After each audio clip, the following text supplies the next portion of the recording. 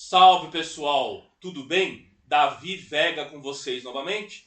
Bom, hoje eu venho aqui nesse canal para dar continuidade à série de comentários sobre livros e filmes diversos que eu venho fazendo aqui nesse canal, sempre puxando para o lado da sociologia, da filosofia, da antropologia, da investigação histórica, da filosofia e ciência política, amparado sempre pela pesquisa acadêmica ou pelo ensaio, como naturalmente teremos hoje. Quero falar desse livro aqui, A Razão Populista, do Ernesto Laclau. Ernesto Laclau, nascido em 1935 em Buenos Aires, argentino, né? E faleceu em 2014 em Sevilha, na Espanha. Ele, nos anos 70, passou pela Universidade de Essex, na Grã-Bretanha, né? Antes da Guerra das Malvinas. A Guerra das Malvinas foi em 1982, né? Fez carreira na Universidade Inglesa. Ele passou pela Universidade de Buenos Aires também. E depois se dedicou a vários trabalhos e conferências em universidades mundo afora.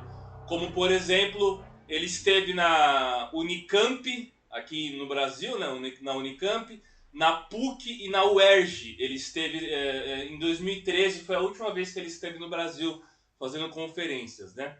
Ele era casado com a sua grande amada Chantal, né? E os dois escreveram junto um livro chamado Hegemonia e Socialismo, né? Hegemonia e Estratégia Socialista, né? Hegemonia e Estratégia Socialista, e ele vai ser um nome expoente do pós-estruturalismo, o pós-estruturalismo e o neomarxismo. Ele vai vir dessa teoria crítica e vai ser muito influenciado pelo Foucault e o Derrida. Então é um nome expoente da esquerda. E a sua esposa era Chantal Mouffe. Chantal Mouffe, a belga, né? Ambos trabalharam juntos por muito tempo. Ela tem um trabalho sobre feminismo e populismo também. Está amparado sobre esse livro aqui também, né? E eles têm diversos trabalhos na área, né? Ele vai ser influenciado, vai influenciar inclusive o Zizek, o Slavoj Zizek, aquele intelectual esloveno, se eu não estou enganado, né? Que é basicamente um intelectual mainstream, né? E ele vai ser muito influenciado pelo Maio de 68 em Paris, e aí por conta do Foucault, Derrida, ele e a Chantal vão ser muito influenciados por esse movimento. Mas antes de dar continuidade para falar do livro e dos conceitos propriamente dito, eu gostaria de falar que esse canal, o canal da Vivega, ele é patrocinado pelo sebo Só Pepitas. O sebo Só Pepitas é um sebo de excelência, um projeto que dois amigos meus têm de mineirar livros raros nos sebos de São Paulo e disponibilizá-los para a venda para todo o Brasil na sua página do Instagram. Eu vou deixar na descrição desse vídeo a página do Instagram do sebo Só Pepitas. Vale a pena vocês conferirem, e se vocês chegarem lá e falarem que encontraram algum livro que surgiu um interesse, ou algum livro que vocês estão procurando, que vocês encontrarem lá, que vocês encontraram a página através do canal da Vivega, desse canal, vocês ganham 10% de desconto na compra de cada livro, né? Vale muito a pena, porque os livros, assim como as viagens, as visitas às exposições, as idas aos museus, ao teatro, são coisas que a gente gasta para ficar mais rico, né? O conhecimento a gente gasta para enriquecer ainda mais, né? Bom, eu também vou deixar na descrição desse vídeo o link para o meu blog, que se chama pelorevés.blogspot.com. Lá vocês conseguem baixar os meus livros, os livros de minha autoria. Então vale muito a pena vocês darem uma conferida e depois vocês deixem nos comentários aqui o que vocês acharam dos livros. É sempre muito bom o feedback de vocês, é muito construtivo para mim, né? Lá tem um livro chamado Uma História dos Movimentos Nacionalistas, que eu faço um aparato dos principais movimentos nacionalistas do século XX e fiz um ensaio, né? Tem o Bellum, a Guerra como Atividade Humana, onde eu analiso a guerra amparado pelas obras do John Keegan, do Clausewitz, do Kelly, né? Lawrence Kelly também, que fala da Guerra dos Selvagens. Aí eu vou desde a pré-história da Guerra dos Selvagens, passando pelo surgimento dos metais, depois da pólvora, até as guerras mais modernas, né? Para quem gosta do tema, vale muito a pena. Tem a minha magnum opus, Cadarços Brancos entre o Sonho e a Barbárie, né? Onde eu falo das culturas punk e skinhead no Brasil, né, principalmente nos anos 2000, né? Tem também a Hispanidade para o mundo lusófono do século XXI, onde eu defendo a hispanidade para o mundo lusófono, o mundo português. A minha trilogia de romances históricos, que mistura ficção com investigação histórica, que é As Aventuras de Donoso Bueno, um personagem fictício que eu criei. Se vocês são fãs de grandes aventuras, das grandes aventuras da literatura e do cinema, eu fiquei muito inspirado nas aventuras do cinema quando eu escrevi essa trilogia de aventuras. E os meus livros de crônicas estão todos lá para baixar para PDF, e vocês podem converter em PDF, já está diagramado tudo corretinho, para EPUB e ler no Kindle também, caso seja alguma demanda de vocês, tá certo? Então é isso, vale a pena vocês conferirem os livros e deixa aqui nos comentários o feedback do que vocês acharam, para mim é muito importante, né? Bom, Ernesto Laclau, ou Laclau, né? No seu livro A Razão Populista, ele e a Chantal Mouffe, já falei, fizeram foi um casal muito famoso, né? Casal de intelectuais. E ele então vai se utilizar das noções pós-estruturalistas e neomarxistas, críticas, até mesmo da teoria crítica, embora ele não seja um frankfurtiano, mas ele vai se fazer valer muito disso daí, para falar do populismo. E o que é o populismo? Populismo, ele é uma espécie de negação da política racional, embora ele fale que no populismo, o populismo que ele defende no livro, que ele fala no livro, ele é diferente dessa noção weberiana, né, do Max Weber, o sociólogo Max Weber, da liderança carismática. Vocês lembram que o Weber tem 3 tipos de liderança: a tradicional, a racional legal e a carismática. A racional legal é onde tem o império da lei, onde as democracias mais modernas, pelo menos elas tentam, né, embora elas sejam contaminadas de populismos também, elas tentam fazer valer o valor do voto, a eleição pelo voto, não pelas características imagéticas do candidato, né? Mas não necessariamente seria a questão do líder carismático do Weber, né? Ele tem a liderança tradicional, que ela se dá por herança de sangue, né? Por transmissão de posição pela herança do sangue e tudo mais, e a carismática, que está muito mais focado na figura do líder. A América Latina, ele sendo argentino, né, tem uma série de experimentos populistas desde os anos 30, né? E ele fala no livro do Perón, do Lázaro Cárdenas, do México. Eu acrescento o próprio Vargas, Getúlio Vargas aqui no Brasil. Então, os eternos caudilhos da América Latina.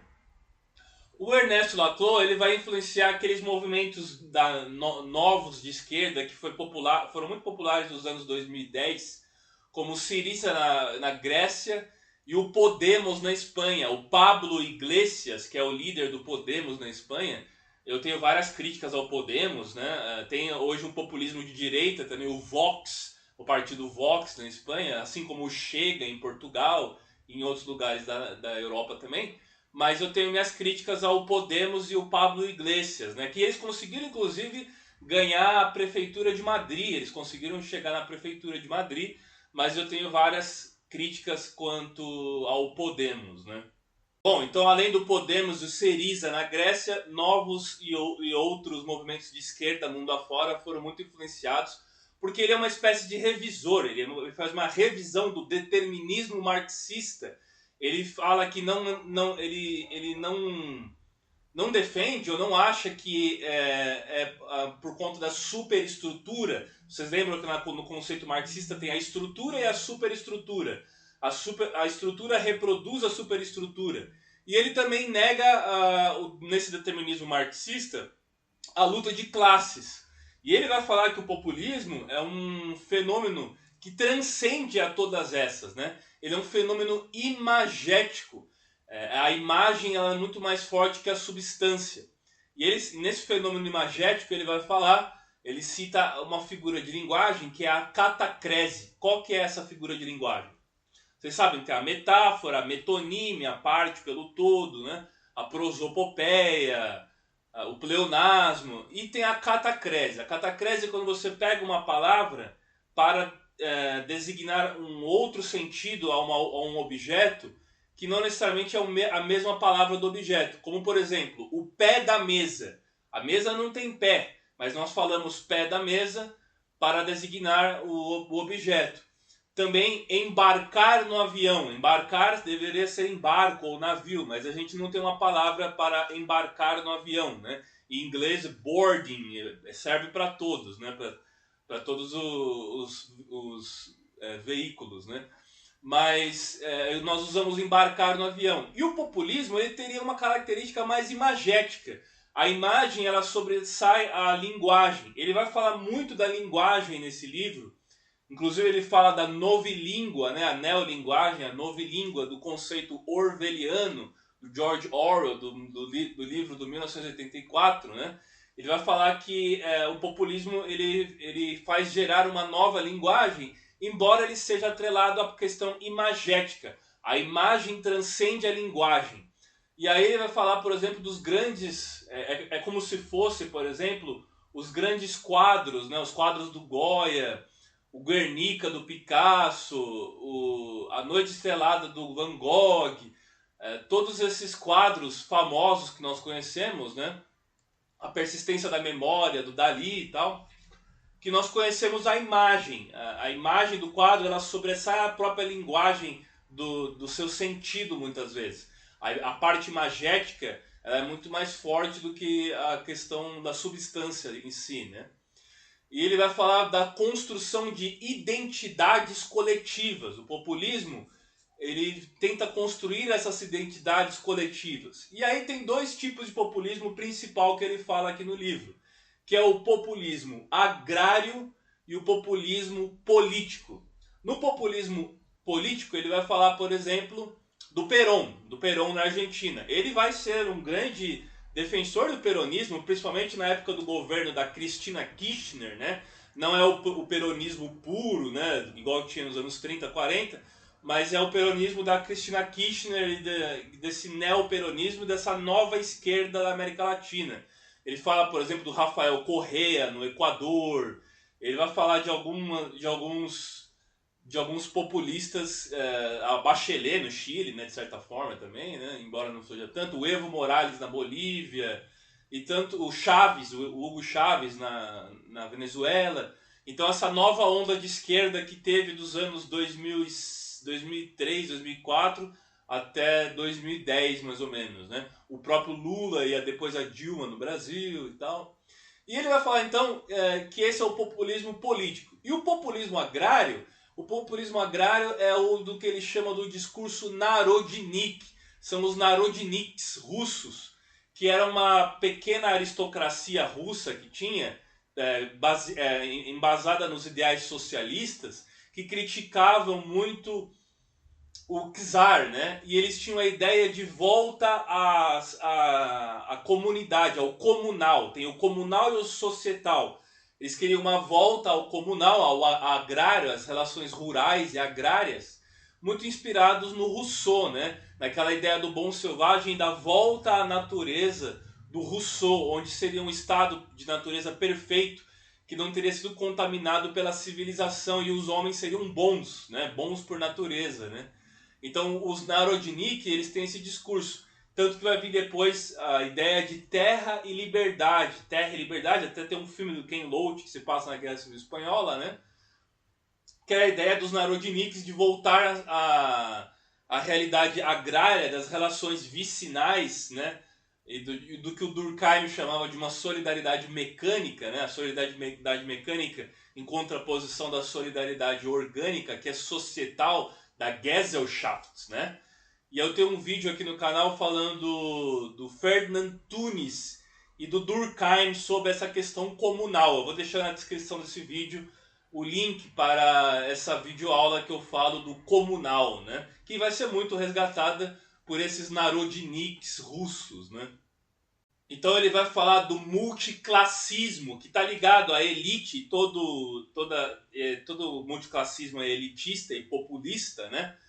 E ele vai falar, por exemplo, que nos Estados Unidos, que é o país que diz que é o berço da democracia racional, que não tem esse populismo, tinha o People's Party, o Partido do Povo, People's Party dos Estados Unidos, que era um partido eminentemente de tendência populista, né? Aí ele não viu, por exemplo, a ascensão do Trump, né? Do Donald Trump, e o populismo ele pode tanto ser de direita ou de esquerda. Na América Latina, o populismo transcende as denominações, as nomenclaturas direita e esquerda. Ele transcende tudo isso, né?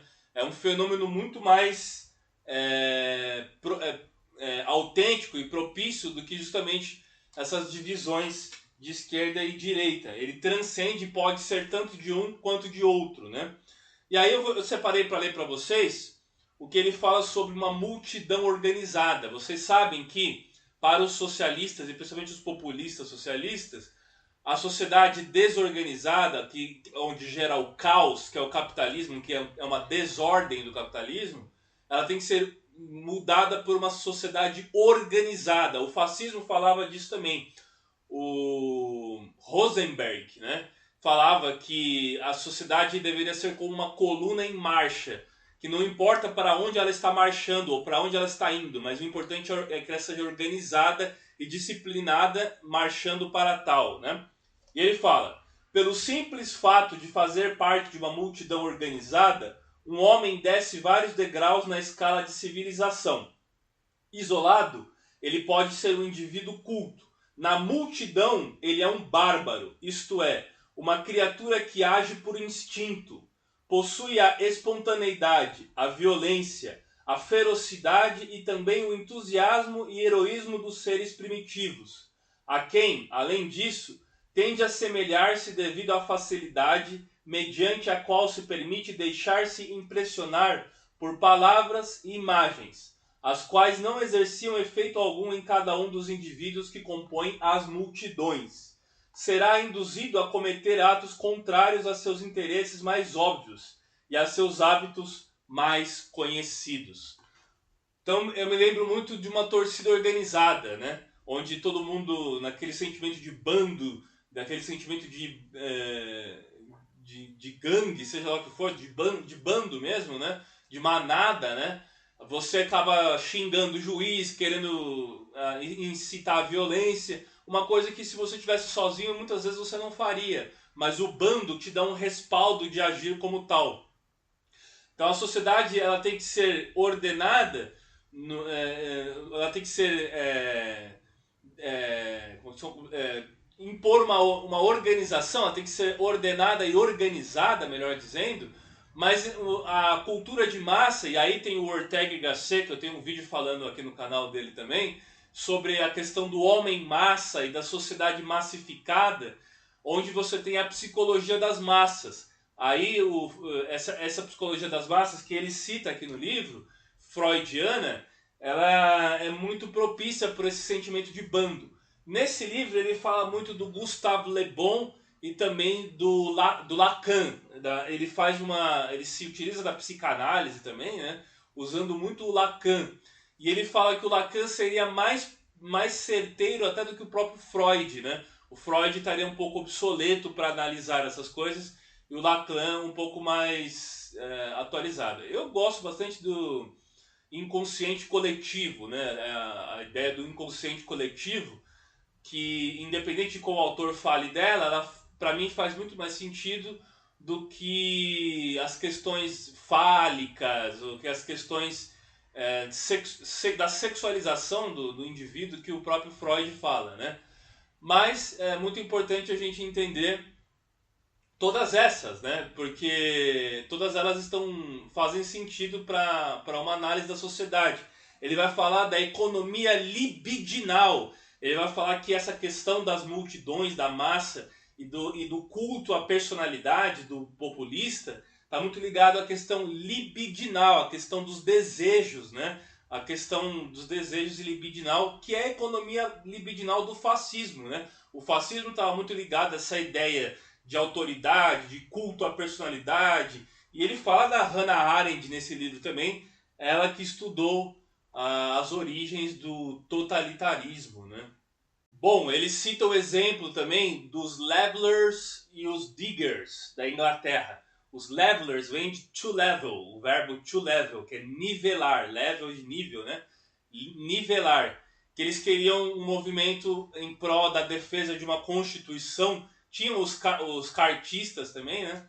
Mas eles tinham era um movimento que lutava pela constituição. E os diggers também fizeram parte desse movimento, né? Na Inglaterra. Então, ele vai citando os movimentos, assim como os narodniks na Rússia, os movimentos mais, entre aspas, precursores desse populismo que nós vamos assistir com os caudilhos da América Latina.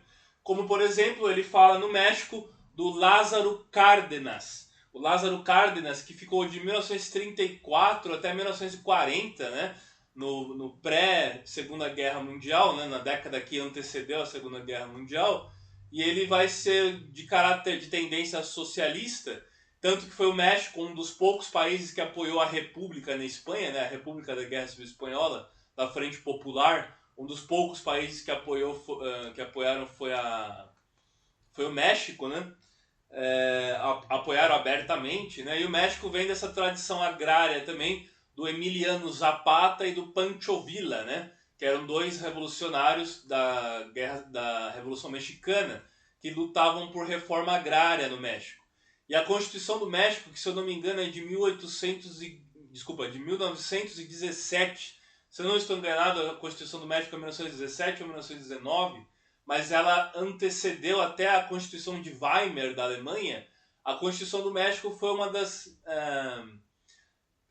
das que mais garantiram direitos sociais, até muito antes das de Weimar e das demais, mais da social-democracia, né? O México foi precursor nas constituições que garantem direitos sociais. O Brasil só vai ter em 1988, com a Constituição Cidadã pós-ditadura militar, que terminou em 1985. E ele fala, por exemplo, dos movimentos que vão ganhando uma proporção e uma dimensão maior, como foi, por exemplo, o caso das diretas já aqui no Brasil, que tinha uma prerrogativa específica, que era eleições diretas, mas essa prerrogativa específica fez gerar um movimento muito maior, que foi o movimento de abertura, né?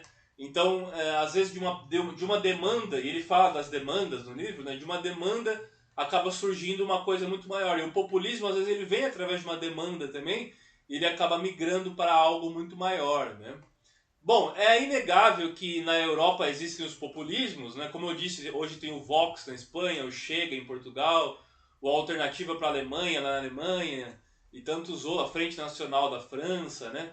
Teve o movimento Brexit da Inglaterra, mas os populismos na Europa, ele fala que muitos deles acontecem por conta da crise, né?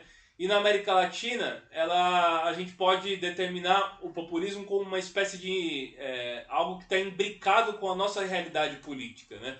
Nós sempre flertamos com esse populismo desde os anos 30, muito por conta do crack, né? do crash da Bolsa de Nova York de 1929, que fez gerar esses movimentos como o próprio Getúlio Vargas no Brasil, e o Perón na Argentina depois, e por aí vai, né? Esses movimentos que tinham a função de construção de uma identidade nacional.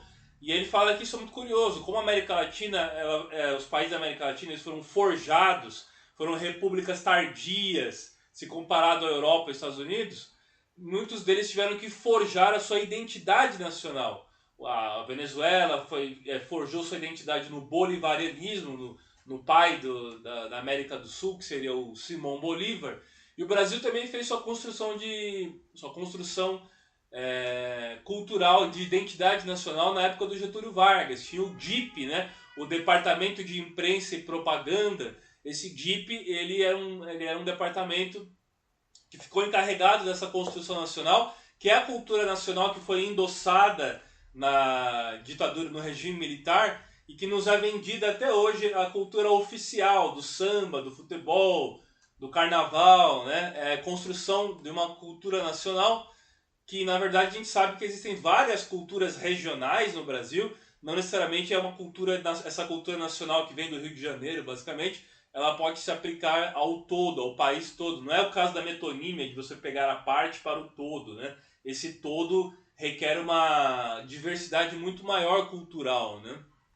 Bom, e ele vai falar também no livro da questão do neoliberalismo. Esse neoliberalismo que vai se opor a essa questão do populismo, mas muitos populistas tiveram ações neoliberais também. Como, por exemplo, no Chile do Augusto Pinochet.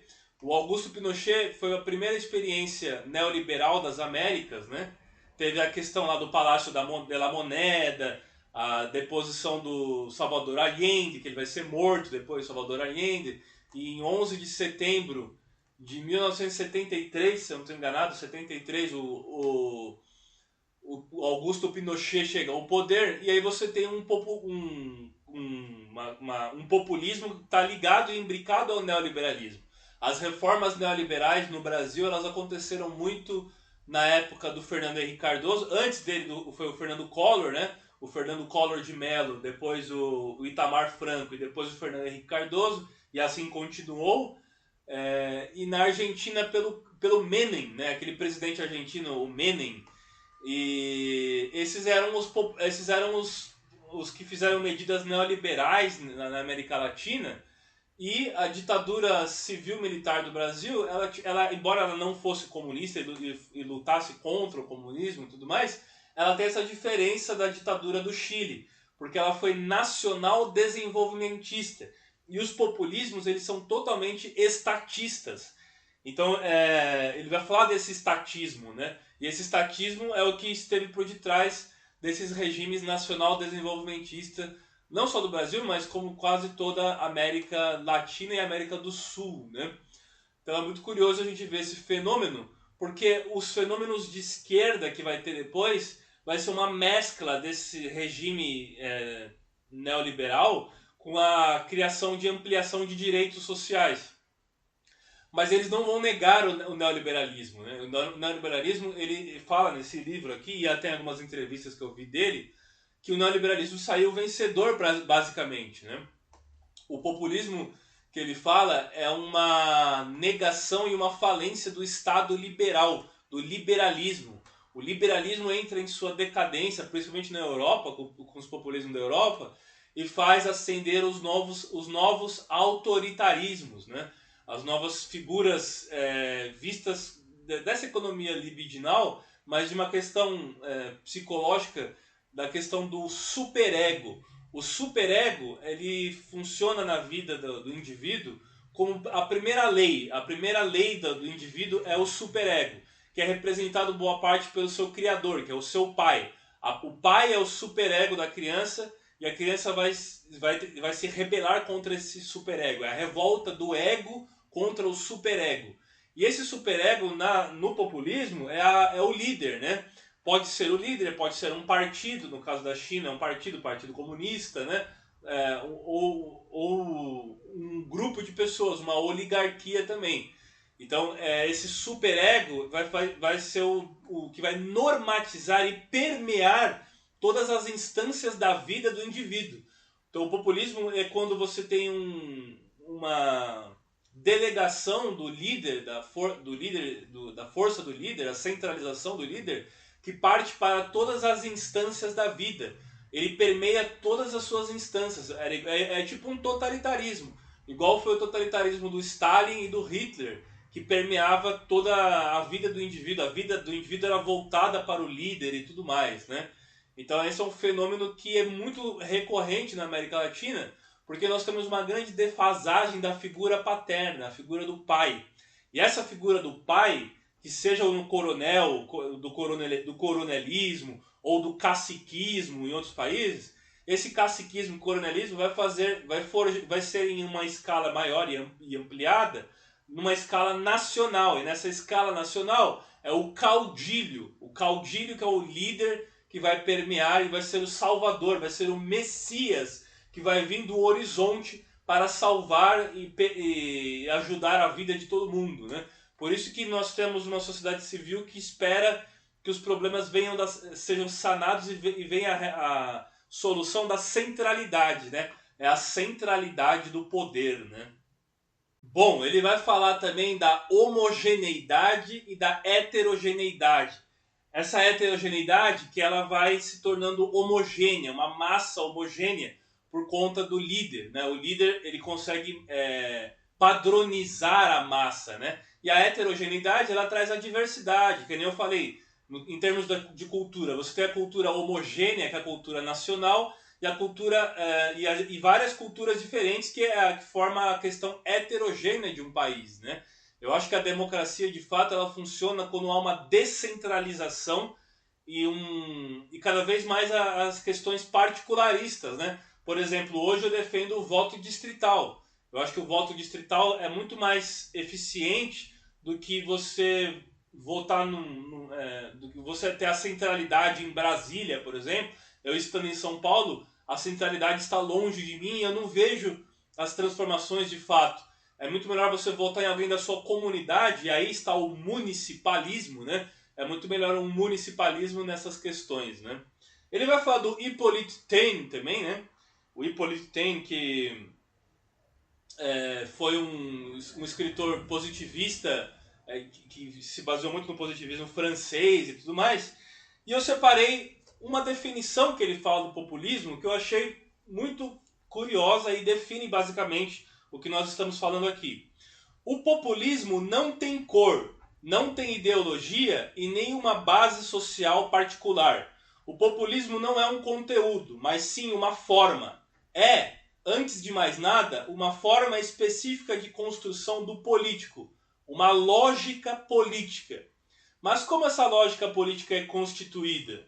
Imaginemos uma sociedade determinada. Nessa sociedade, há determinadas demandas que grupos específicos solicitam às instituições políticas, ao poder estabelecido. Se essas solicitações que Laclau define como demandas democráticas são atendidas individualmente, o problema acaba. Todavia, se as instituições ignoram essas demandas democráticas, elas começam a se acumular na sociedade, passando qualitativamente do nível da solicitação para o da exigência.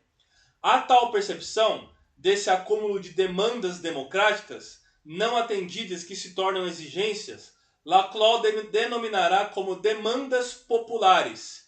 Essas demandas populares constituem, de um lado, o povo, contrapondo-se às instituições políticas opressoras.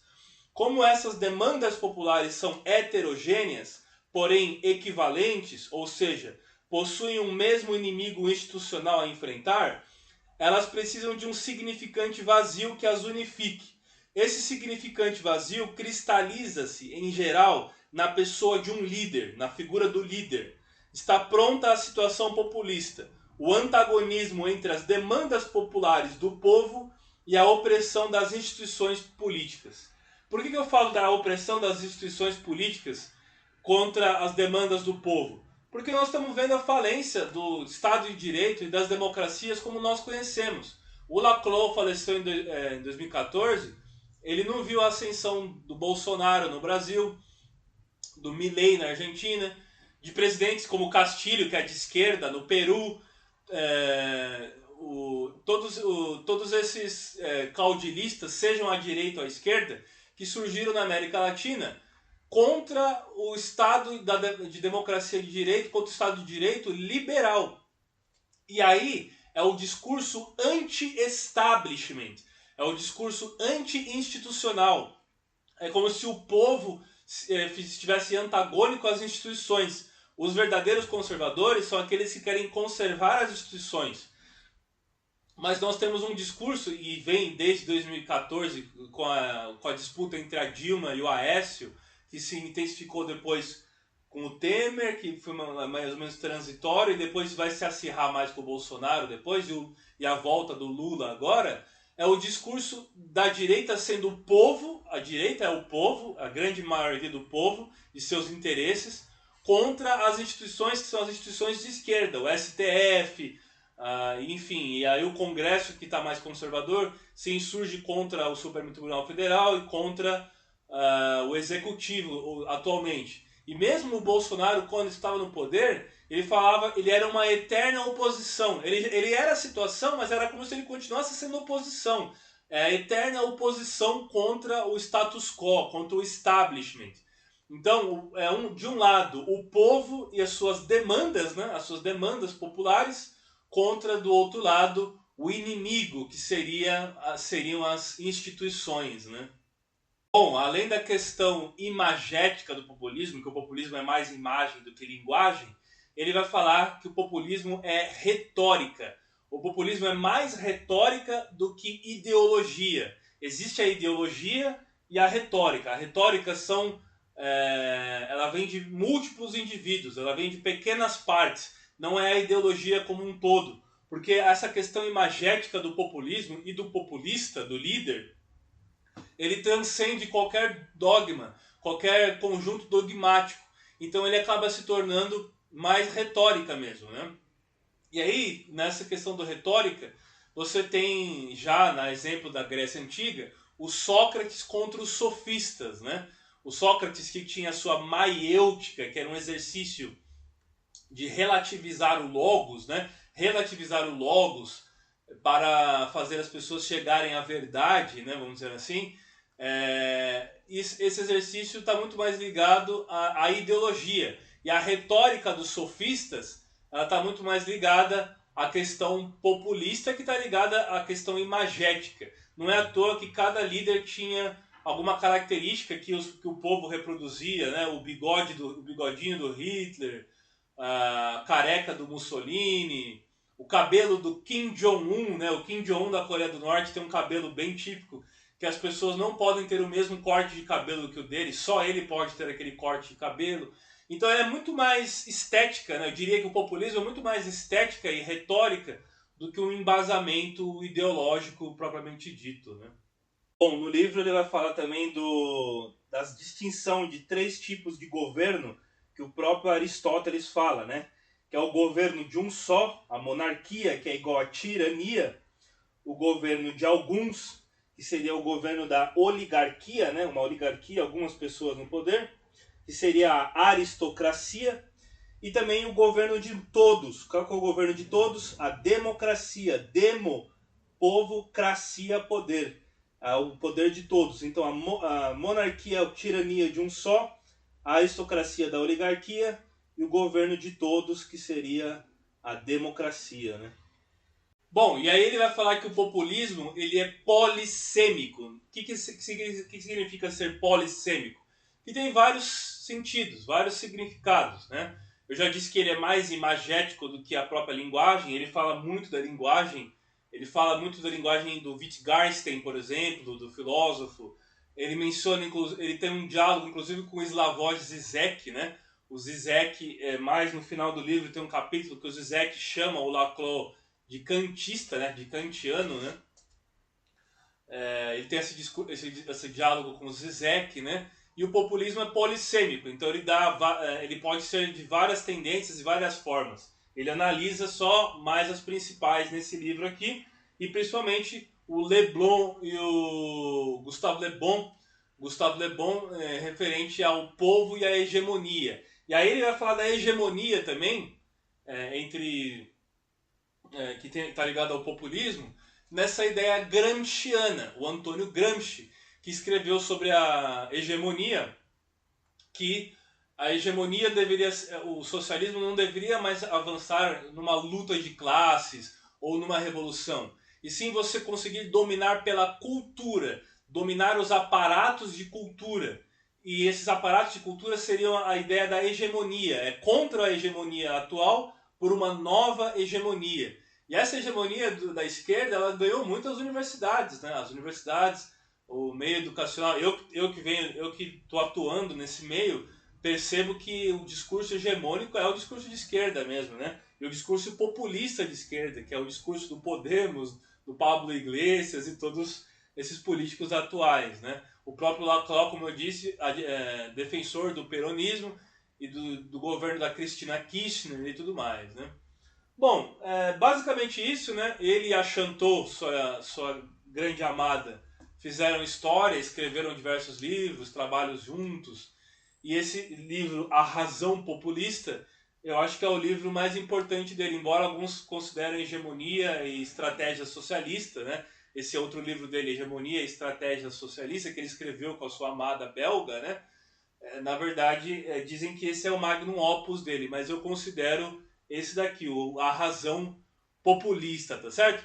Bom, então é isso. Eu peço encarecidamente, curta, se inscreva, compartilhe para aquela amiga ou amigo que também gosta do tema e não deixe de conferir os meus livros no meu blog pelorevés.blogspot.com, tá certo? Então é isso, gente. Valeu, grande abraço.